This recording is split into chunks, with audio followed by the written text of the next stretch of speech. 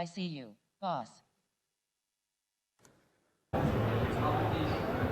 Sigue Lado B, sigue Ekoparty. Acá estamos en el último día, muy contentos en este aniversario número 20 de Ekoparty. Yo ya vengo dando entrevistas, charlando con todos, y un poco la idea de este lugar es conocer un poco a la persona detrás del nombre.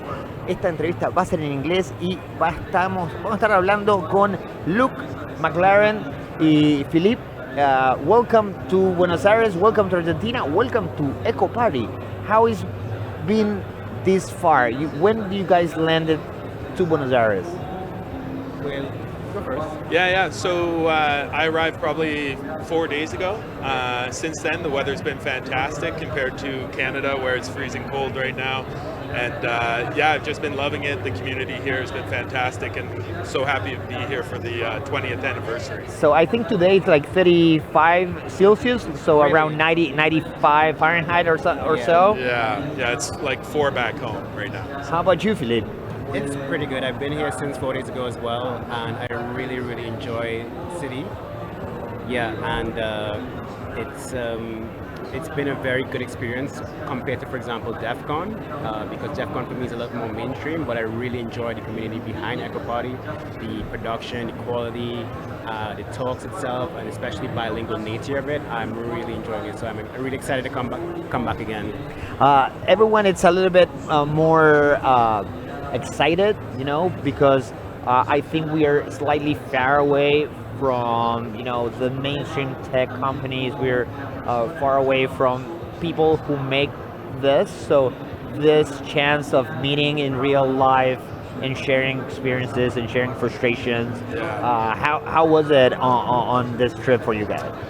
One thing that I absolutely love about Ekoparty and has kind of surprised me is how Ekoparty seems not very mainstream, but the production quality and the polish on everything has been absolutely amazing.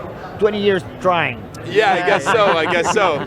But it's like where I'm from, it's not very common that we attend Ekoparty, and I'm kind of the first in my group at least, and I'm happy to report back it's amazing. The first of many. The first of many, yeah. Likewise, this is the first time I've been to Ekoparty, and it's the first time I've been to Argentina, and it's just blowing my mind. Like, I'm really excited. I'm watching all the talks, I'm watching all the workshops, and it's been amazing. I have no frustrations, and it's such a great atmosphere that you can go outside and like go in the park and just relax when it's not too hot. But I'm from Trinidad and Tobago, so it's the same kind of temperature, so I'm not too bad about it. I'm still sweating, but it's pretty good.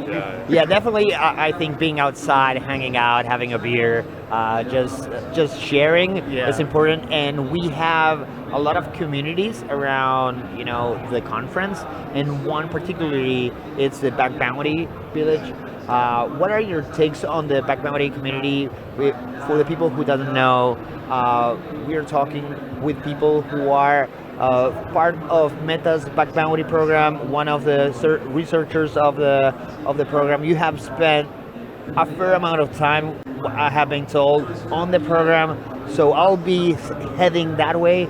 So I'll start with you, Luke. Yeah, for sure. So I don't want to be mistaken here. Philippe's been doing this for quite a long time. I've only been in this for maybe the last year and a bit. It's been great. The nice thing with Meta is that there's just so much attack surface to look at as a bug bounty hunter. So what's nice is when we get together, we can talk about our bugs together, and like Philippe's looking at something completely different than I'm looking at, but we have a shared sort of camaraderie. We have a shared camaraderie when it comes to like looking at Meta in general and enjoying it, right? So, yeah, that happens, right? Because when you're working on something, you get concentrated, and you start like noticing details and inner workings, and then you meet with someone that is trying to solve the same puzzle, or maybe a different one, but it's some common pieces. Yeah. What happens to you when you meet somebody that has spent a fair amount of time doing something similar? So as Luke said, I've been doing Facebook hunting for the last 10 years. 10 years. Yeah, so when I meet someone who has like a nice level of knowledge, I actually geek out a lot. So I want to like talk to them, and we talk like hours on end, and like people are like, oh, you're going to eat? I'm like, no, I want to finish this talk. I want to finish talking about this bug. It's been in my mind, and I've been sleeping about it, and I can finally talk to somebody about it. So I get really happy coming come to these conferences and get to see other bounty hunters. And for myself, I've never seen in other parts of the world any kind of community for bug bounty, like Bug Bounty Argentina. They have a very specialized group. We've never seen anything in DEF CON. We've seen like a red team, so Bug Bounty would be inside of red team, but we've never seen like a full-on fledged community like this. It's super cool. I really enjoy it. It is.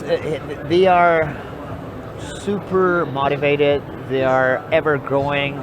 They're sharing and they're creating spaces so the community grows by doing this. You know, sharing, talking about targets, sharing bounties. And that's, I think, what it makes less competitive, which I sometimes feel that the bug bounty scene has a lot of competition for its nature, of course. Yeah, I kind of laugh coming to do this presentation. You know, when we come and do presentations, we're showing behind the scenes these reports that we're putting out there, and really what we're trying to foster is our competition, right? So we're showing the bugs, and we know that these people will also be competing against us quite soon. The lecture for you guys, please share with the audience. What was it? What are you sharing, and why is it important? Yeah, I'll start. So. For myself, I came here to talk about Facebook Messenger, which is a messaging app used by about 900 million people. Just a small number of people. But what's nice about it is when you find bugs and secure it, there's a lot of impact because you're securing 900 million people, right? Wow. And so that's what I came to talk about and introduce people here of Ekoparty to. That's awesome. Yeah. Philippe, I have many questions for you. Sure. So I came here to talk about an Instagram app. Take over. Yeah, it's pretty much I could take over the Instagram app and I could take down pretty much billion of users Instagram app, and it was pretty bad. But I have a really good friend at Facebook, and I had him on call, so I was able to message him and be like, hey, I have your token, and he's like, I don't believe you. And then he checked it, he's like, oh yeah, he actually has a token to take over Instagram. So it was a really fun experience to collaborate with him and have that friendship, because a lot of times in the bug bounty world, researchers tend to get a little angry and frustrated with triage, and it's good to have that good relationship so there's no like frustration or tension between us. And that's why I really enjoy this program, because we don't have a lot of tension like that, and we have a lot of friendship that happens. Yeah. And after 10 years, probably you have like this noise to signal ratio. Yeah. Pretty good, right? Yeah. I have an account takeover for Instagram.com. Definitely you will raise some eyebrows doing that. Yeah, I mean, quite literally, we do have these sorts of like hacker programs within Meta that tracks your signal to noise ratio. Yeah. There's definitely been a little bit of noise I've produced sometimes. But, someone has to do it. Yeah. But you try and keep it at a certain level, and it's been great. And like Philippe said, the relationship with the people who triage the bugs, it's so positive, and I really can't say anything better than that. Like, they're really great. We were right before you guys with Álvaro Muñoz. He is part of the security lab at GitHub, and they are deploying tools to scan GitHub. So if you find one class or an implementation, you basically scan the code base of hundreds of thousands of repos. And along those lines, when you're, to Philippe specifically, you have been spending a fair amount of time in this target. How you managed to walk it through? As Luke said, the attack surface is huge, it's ever changing, and then finding these gems. So I'd say like through a typical day, like I wake up, maybe do a little meditation because I know the day is going to get intense. I have like one computer that's programmed for like automation. I have one computer that's a Windows computer, and I have a separate computer which is just a lab computer to just do some testing. So I'll check it, and I'll check the automation, I'll check my logs, and be like, okay, this is what I'm going to check for the day. And if I can find a bug in it, I'll find something. If not, I'll go back through my journal. I have this like big book where I write all my notes every day, because if not, I'll forget everything. And that way I have something to go and check. So maybe today I will go on Instagram and I'll find a particular feature there. If it doesn't work out and I reach a wall, I'll be like, okay, let me take a break, take a little mind check, and then I might go to Facebook and check something there. And because, as Luke says, there's so much code, there's so much attack surface, you can never run out of options. It's just like how far your mind and creativity can go. And obviously keep going for 10 years, it can get a little intense. So I actually take a lot of breaks. I go on a lot of walks. I like turn off my phone. It can get it can get intense. Yeah. Right? Yeah. Because definitely. you think you need to have the answer. Sometimes Yeah. the answer is not there. Yeah. No. A couple of things I'm hearing here, like, and I really think are great points, first notes, right? Like Yeah. notes and like making sure that you write down what you're doing so that you know where you're going to be going. Taking breaks, because even if you're not taking a break and walking outside, maybe taking a break from an attack surface, and then finally don't let yourself get too down in the dumps if you're not finding bugs. Like it's a hard thing to do. Yeah, exactly. Yeah. Like we all face it. We all face that like almost imposter syndrome of like, oh, today I just didn't find a bug, or this week I really didn't find a bug. It's like, and you're trying to like figure out stuff, and you're talking to like your wife or your friend, and you're like, yo, what's wrong? And I'm like, I just can't find a bug right now. Well, but that's the challenge with back bounty. Yeah. You get reward for the goals you convert, Yeah. but not the time you spend. So sometimes Exactly. it can be daunting for sure. Spending time on something that might not lead anywhere, Yeah. but at the same time you get all this, up and size. In your case, with the talk. In your case, with the Instagram takeover. Yeah, like for myself, it's really hard to understand when you should stop looking at an attack surface, because I think, like you said, Philippe, you're always going to try and find creativity to continue looking at something, but sometimes you just have to be real with yourself and say, like, I think it's time for me to move over. And if you document it, it's fine, right? Exactly. So, yeah. What you mentioned automation. I'm always interested in the stack of bug bounty hunters on what they try to automate. It's more the changes on an attack surface. It's the discovery. It's a mix. It's a mix. So for me, it's discovery and it's the code changes. So you do like a Git, you do a repository, and you look for your changes through that, and you do some diffs. But obviously, you can't do diffs of the entire JavaScript files, because sometimes the JavaScript files will only change the variable names. So you'd have like A is equal to 1, and tomorrow will be B equal to 1, but it's actually the same exact flow and the same exact logic, and you're just wasting time there. So then you have to really fix and customize your automation to make sure that this is exactly what I want to look for. So say like in JavaScript, you might build out the file names and say, okay, I have GraphQL here and I want to know all the listing of mutations, or I want to know all the listing of the X controllers, or all the endpoints. And you know exactly where to look, so you have the automation there, and you won't put the automation to everything else. I think my idea would be that if you're doing automation, you're trying to do stuff that you've been doing repetitively such that your fingers are cramping up and you don't want to do that anymore. And Of course. You just want to put it aside, go to sleep and let it do it for itself. You put a Python script to run. And for discovery, I think it's more manual for myself. Okay. Yeah, for myself, discovery as well is quite manual, but then when it comes to automating sort of like inputs that I think would be interesting, I use fuzzers quite often. So I'm kind of on this other side where I'm looking at native libraries, and I discover something that looks interesting to fuzz, and then I leave that running. And what's nice about having a fuzzer running is it also makes you feel like you're working while you're walking around the house and things like this. It is like work fit, like simulate manual work, manual testing. Yeah, there you go. Okay, I'm doing something, something will come out. Yeah.